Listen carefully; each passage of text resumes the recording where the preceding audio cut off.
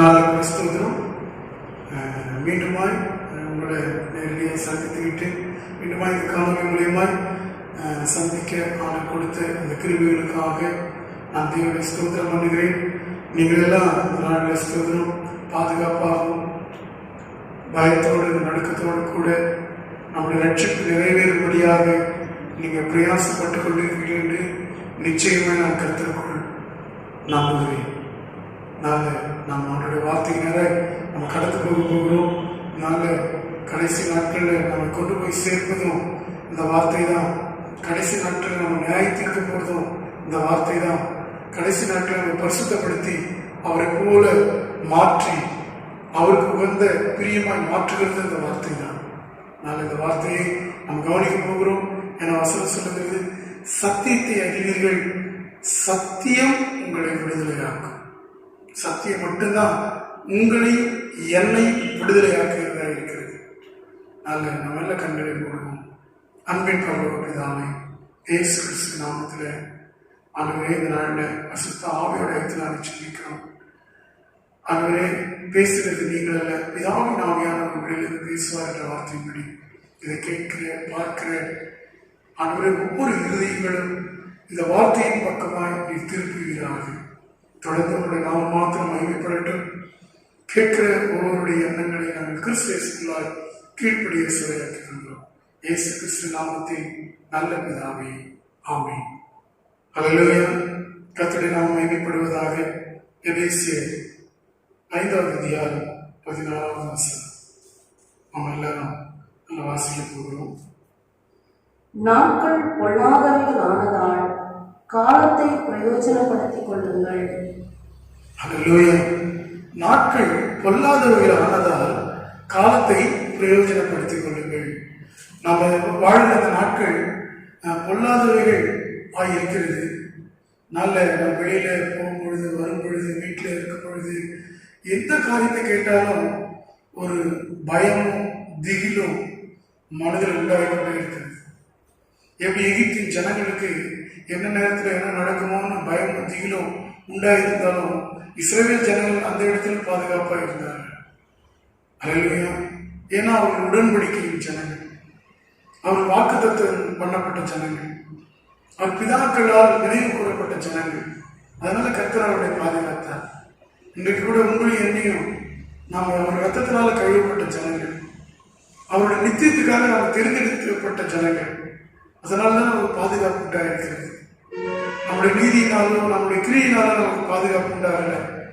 அவருடைய கிருபையினாலும் அவருடைய இரக்கங்களினாலும் நம்ம நித்திய ராஜ்யத்துக்கு போக வேண்டும் என்ற அந்த காரியங்கள் உண்டாயிருக்கிறபடினால நம்ம கர்த்தர் இந்த நாட்களில் நமக்குள்ள நிறைய பலவீனங்கள், நிறைய சோர்வுகள், சில மீறுதல்கள், சில அக்கிரமங்கள் இருக்கும் பொழுதும் கர்த்தர் நம்ம பாதுகாத்து நம்மை மாற்றுவதற்கான நோக்கமே நாம் நித்தியத்துக்குரியவர்கள் என்ற அந்த முத்திரை நம்ம மேலே இருப்பதனாலே தான். அல்லேலூயா. இதை அறிந்தவர்களாய், இதை புரிந்தவர்களாய் நீங்களும் நானும் சரி இந்த காலத்தை நாம் பிரயோஜனப்படுத்திக் கொள்ள வேண்டும். கர்த்தரை நாம் மகிமைப்படுவதாக. நல்ல பாருங்க, வாசிப்போம். நல்ல எரேமியா 8வது அதிகாரம் 7வது வசனம். எரேமியா 8:7. ஆகாயத்தில் உள்ள நாரை முதலாய் தன் வேலையை அறியும் காட்டு புறாவும் கொக்கும் தகைவலான் குருவியும் தாங்கள் வரத்தக்க காலத்தை அறியும் என் ஜனங்களோ கர்த்தரின் நியாயத்தை அறியார்கள் என்று கர்த்தர் உரைக்கிறார் என்று சொல். அல்லேலூயா. அங்க பாருங்க, ஆகாயத்து நாரை முதலாய் தன் வேலையை அறியும் காட்டுப்புறாவும் கொக்கும் தகைவலான் குருவியும் தாங்கள் வரத்தக்க காலத்தையும் அறியும் என் ஜனங்களோ. இவர்களெல்லாம் ஆறறிவு படைத்த ஜீவன் அல்ல. இவர்களுக்கெல்லாம் பூமியில தங்களுக்கு என்ன நேரிட போகிறது, ஒரு சுனாமி வரப்போகிறதா, ஒரு நிலநடுக்க வரப்போகிறதா, அல்லது இந்த காலத்துல நாம இந்த இடத்துல இருக்கணும், அடுத்த காலத்துல பாத்தீங்கன்னா வேறொரு இடத்துல அது முட்டை வைத்து குஞ்சு பறிக்கும். இது மாதிரி இந்த பறவைகள், இந்த ஊரும் பிராணிகள், இந்த எல்லாத்துக்கும் தன் காலத்தை என்ன பண்ணுதுங்க, அறியுது. அதுங்களுக்கு பாருங்க, நல்ல நிலநடுக்கம் உண்டான கூட ஒரு காரியம் உண்டான போகுதுன்னு அது தெரிஞ்சிச்சுன்னா அடுத்த 2-3 நாட்கள் அந்த இடத்த விட்டு அது இடம் பெயர்ந்து போயிடுது இடத்த விட்டு. ஏன்னா அதுக்கு அந்த உணர்கிற தன்மை. அது இந்த பூமியில இருந்தாலும் அதுக்கு ஒரு ஆபத்து, ஒரு விபத்து, ஒரு பெரிய பேரழிவு உண்டாக போகுதுன்னா அதுக்கு முன்னாடி பார்த்தீங்கன்னா அங்க இருக்கிற விலங்குகள், பாம்புகள், ஜீவ ஜந்துக்கள் எல்லாமே தங்க காலத்தை விட்டு போயிடும். அதே மாதிரி பார்த்தீங்கன்னா அந்த தலைவிழா குருவி, கொக்கு, பெரிய பெரிய காகங்கள் இதெல்லாம் பார்த்தீங்கன்னா கண்டம் விட்டு கண்டம், நாடுகள் விட்டு நாடுகள் போகும். ஏன்னா தனக்கு இந்த இடத்துல இந்த சீசன்ல மழை பெய்யும், இந்த சீசன்ல நம்ம போய் நம்முடைய முட்டைகளை வைத்து குஞ்சு பறிக்கணும், இந்த சீசன்ல நம்ம இந்த இடத்துல இந்த இடத்துக்கு போகணுன்ற எல்லாத்தையும் அறியும். ஆனா என் ஜனங்களும் என் நியாயத்தை குறித்து அறியாது இருக்கிறார்கள் என்று வேதம் சொல்லுது. இந்த நாட்கள்ல நாம நிறைய காரியத்தை குறித்து யோசிக்கணும். அல்லேலூயா. ஏன் யோசிக்கணும்னா ஆண்டவர் அது சொல்ற பாருங்க, எந்தெந்த பறவையை அந்த இடத்துல சொல்ற பாருங்க, நாரை, காட்டுப்புறா, தகைவழா குருவி, இவைகளெல்லாம் தன்னுடைய காலத்தை என்ன பண்ணுமா, அறியும். He is know very well. எப்ப எது நடக்கும், என்ன போக போகுது, நான் எங்க போகணும், என்ன செய்யணும்ன்றத அறிந்து புரிந்து செய்தான். ஆனா என் ஜனங்களோ அறிவில்லாமல் இருக்கிறார்கள். கர்த்தருடைய நாமம் மகிமைப்படுவதாக.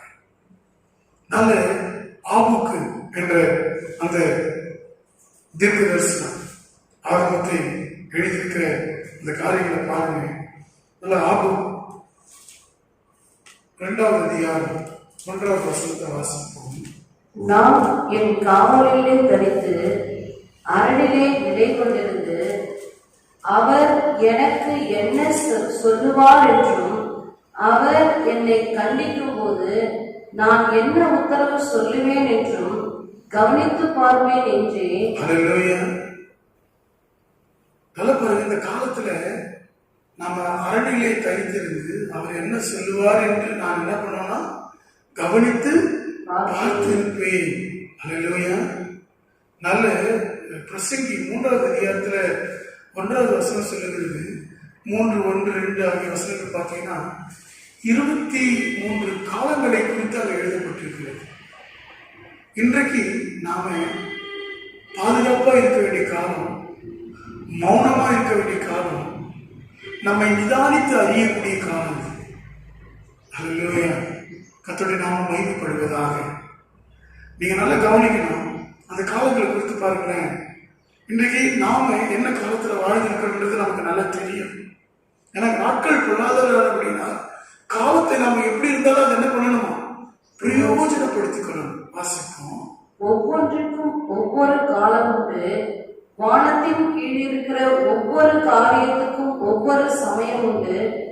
பிறக்க ஒரு காலம் உண்டு, இறக்க ஒரு காலம் உண்டு, நட ஒரு காலம் உண்டு, நட்டதை பிடுங்க ஒரு காலம் உண்டு, கொல்ல ஒரு காலம் உண்டு, குணமாக்க ஒரு காலம் உண்டு, இடிக்க ஒரு காலம் உண்டு, கட்ட ஒரு காலம் உண்டு, அழ ஒரு காலம் உண்டு, நகைக்க ஒரு காலம் உண்டு, புலம்ப ஒரு காலம் உண்டு, நடனம் பண்ண ஒரு காலம் உண்டு, கற்களை எரிந்திட ஒரு காலம் உண்டு, கற்களை சேர்க்க ஒரு காலம் உண்டு, தழுவ ஒரு காலம் உண்டு, தழுவாமல் இருக்க ஒரு காலம் உண்டு, தேட ஒரு காலம் உண்டு, இழக்க ஒரு காலம் உண்டு, காப்பாற்ற ஒரு காலம் உண்டு, எரிந்துவிட ஒரு காலம் உண்டு, கிழிக்க ஒரு காலம் உண்டு, தைக்க ஒரு காலம் உண்டு, மௌனமாய் இருக்க ஒரு காலம் உண்டு, பேச ஒரு காலம் உண்டு, சிநேகிக்க ஒரு காலம் உண்டு, பகைக்க ஒரு காலம் உண்டு, யுத்தம் பண்ண ஒரு காலம் உண்டு, சமாதானம் பண்ண ஒரு காலம் உண்டு,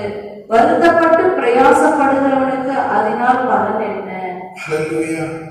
கர்த்தருடைய நாமம் மகிமைப்படுவதாக. பாருங்க, இத்தனை காலங்கள் பாருங்களேன். இப்ப நமக்கு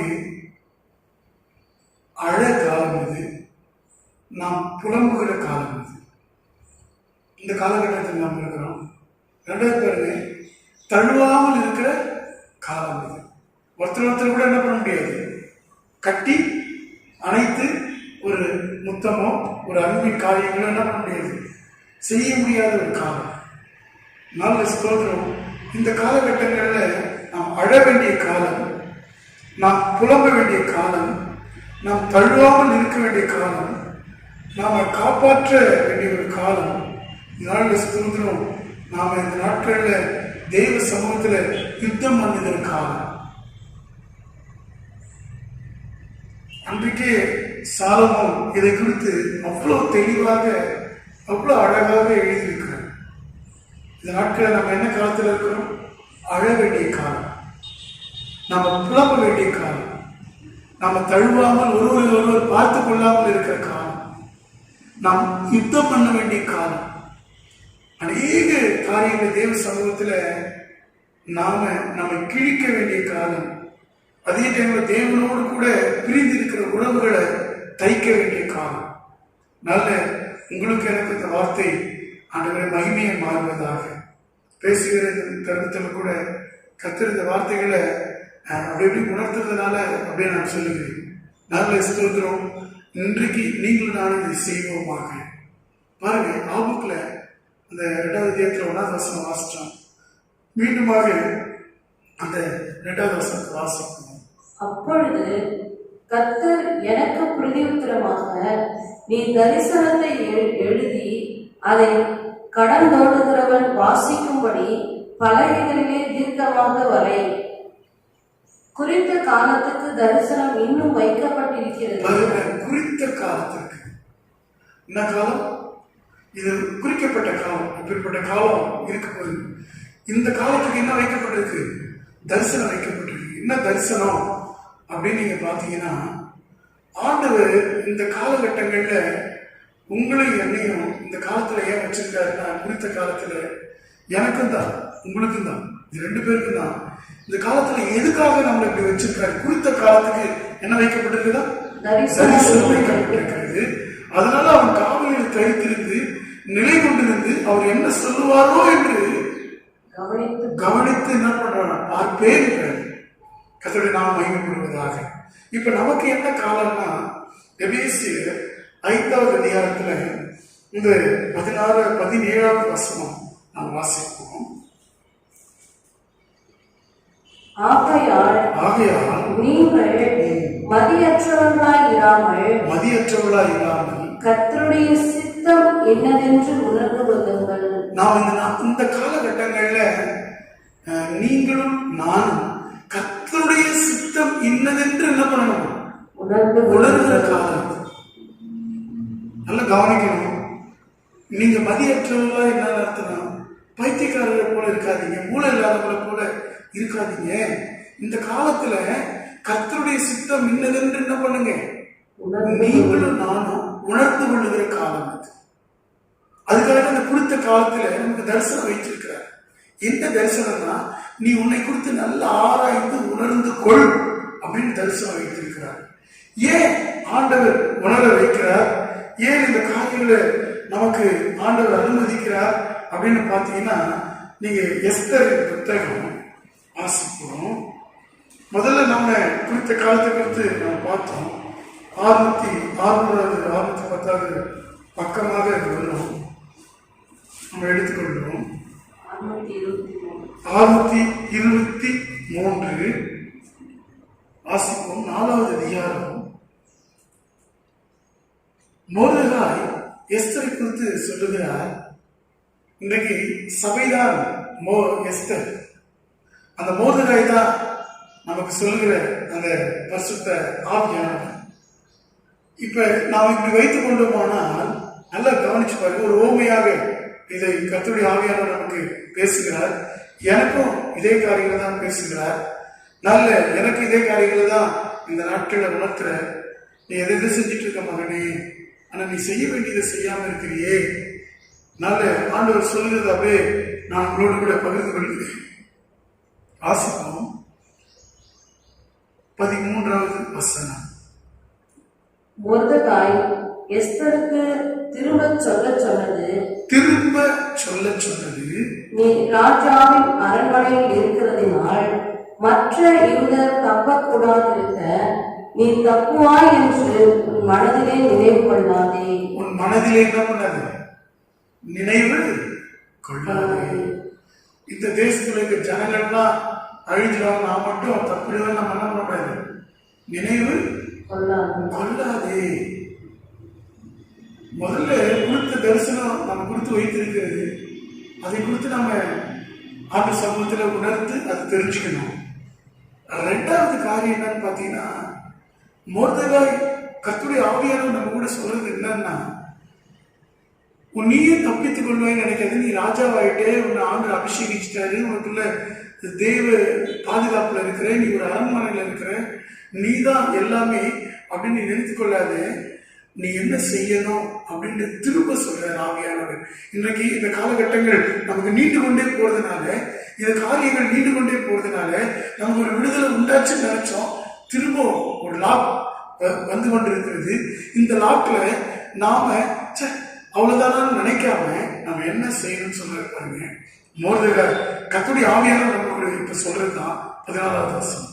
நீ இந்த காலத்திலே மௌனமாயிருந்தால் யூதருக்கு சகாயமும் ரட்சிப்பும் வேறொரு இடத்திலிருந்து எழும்பும், அப்பொழுது நீயும் உன் தகப்பன் குடும்பத்தாரும் அழிவீர்கள். நல்லா கவனிங்க, இந்த இடத்துல கர்த்தருடைய ஆவியானவர் எழுதி வச்சிருக்கிறது நல்லா கவனிக்கணும். நீயும் உன் தகப்பன் வீட்டார் என்ன பண்ணுவீங்க, அழிவீர்கள். ஆனா தேசத்தின் ஜனங்க என்ன பண்ணுவாங்க, பாதுகாக்கப்படுவாங்க. நல்ல சொல்லுங்க, எவ்வளவு ஞானம் சார்.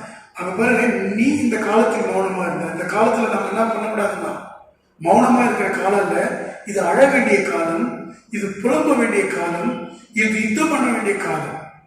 உங்களுக்கு எனக்கு ராஜ மேன்மை ஞானஸ்தானம் கொடுத்து நீங்களும் நானும் ராஜாக்களாக ஆசாரியர்களாக ஆண்டவர் நம்மை அபிஷேகித்து வைத்திருக்கிற இந்த காலகட்டங்கள்ல எனக்கு இந்த வார்த்தையை நான் பேசும்பொழுது ஆண்டவர் உணர்த்தி கொண்டிருக்கிறார்.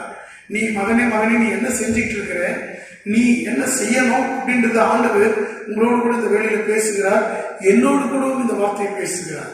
அல்லேலூயா. நீ இந்த காலத்தில் மௌனமா இருந்தால் யூதருக்கு சகாயமும் ரட்சிப்பும் வேறு இடத்துல இருந்து என்ன பண்ணுவான், எழுப்போம். அப்ப ஜனங்க ரட்சிக்கப்படுவாங்க, ஜனங்க பாதுகாக்கப்படுவாங்க. ஆனா கிறிஸ்துவை ஏற்றுக்கொண்டு கிறிஸ்துவோடைய பாதுகாப்புல வாழ்கிற நீங்களும் நானும் என்ன ஆகும், அழிவீர்கள் என்று போட்டிருக்கு. எவ்வளவு பயங்கரமா போட்டிருக்கு பாருங்க. அந்த வசனத்தை கொஞ்சம் நீங்க பிரிச்சு வாசிச்சீங்கன்னா அவ்வளவு பயங்கரமா இருக்குது.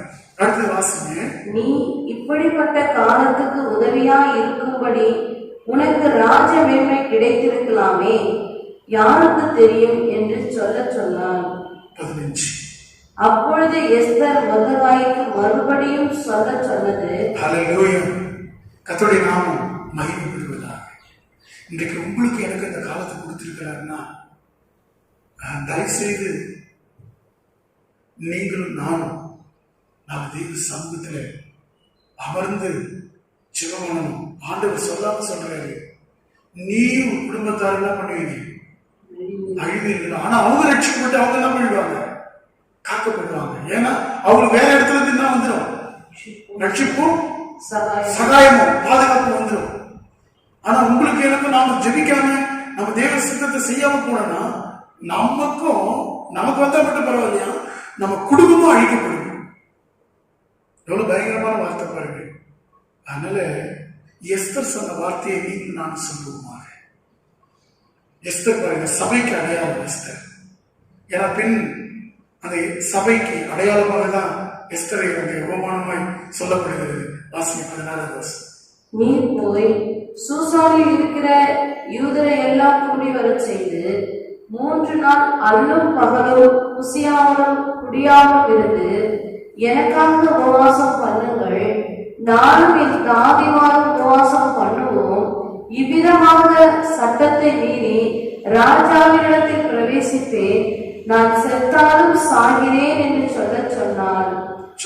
சொன்னால் சபை என்ன சொல்லணுமா, ஆண்டவரே இந்த காரியம் மாறுற வரைக்கும் நாங்கள் ஜபத்துல தரித்திருக்கோம். ஆண்டவரே நீயும் போய் இவரெல்லாம் கூட்டி மொர்தெகாய் நீங்களும் போய் என்ன பண்ணுங்க, ஜெபம் பண்ணுங்க. கர்த்தருடைய ஆவியானவர் கிட்ட சொல்ற, நாம இன்னைக்கு ஜெபம் பண்ணோம், மற்றவர்களே ஆவியானவர் ஜபத்துல இருக்க போகிறேன். அல்லேலூயா. இவ்வளவு நாள் இருந்த சுத்திகரிப்புக்கும் இனி வரப்போகிற சுத்திகரிப்பு பயங்கரமா இருக்கும். இனிமேல் நடக்க போற சுத்திகரிப்பு தான் உண்மையான சுத்திகரிப்பு. அல்லேலூயா. கர்த்தருடைய நாமம் மகிமைப்படுவதாக.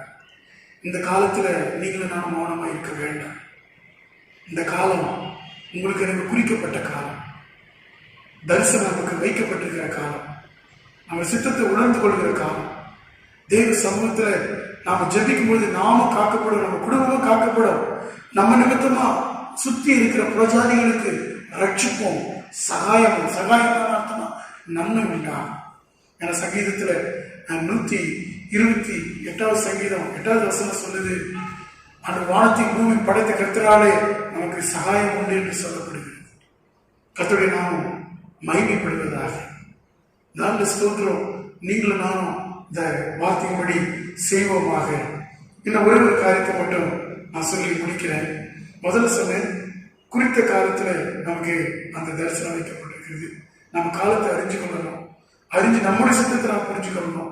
ரெண்டாவது, இந்த காலம் எதுக்காகனா நாமும் பாதுகாக்கப்படணும், நம்ம குடும்பமும் பாதுகாக்கப்படணும், நம்ம சுற்றி இருக்கிறவங்க ரட்சிப்படையணும். எப்பன்னா நம்ம மற்றவர்களுக்காக ஆத்ம பாரப்பட்டு ஜெபிக்கும் பொழுதுதான்.